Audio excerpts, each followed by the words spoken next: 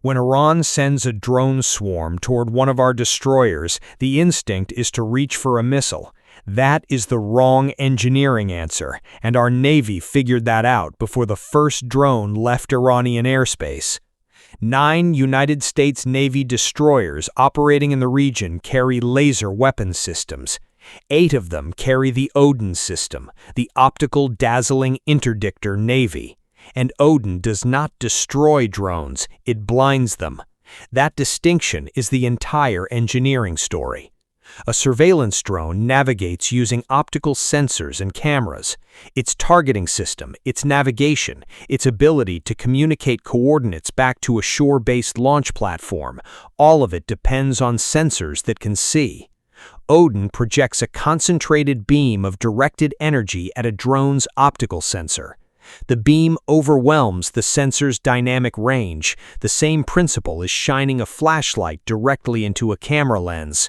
The drone cannot process what it is seeing. Navigation degrades, targeting fails. The kill chain that connects an Iranian surveillance drone to an Iranian missile launcher breaks before a single coordinate is transmitted.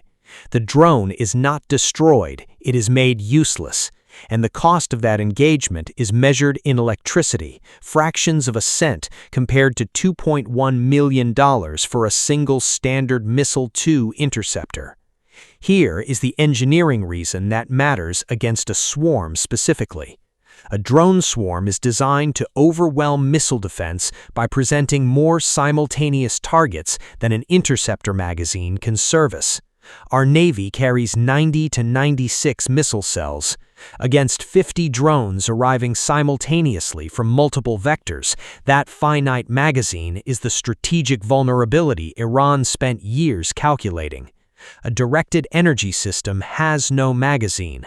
Our Navy can engage every drone in a swarm simultaneously at the speed of light for the cost of running a ship's generators. The swarm strategy that Iran built its doctrine around assumes a finite number of interceptors. ODIN removes that assumption entirely.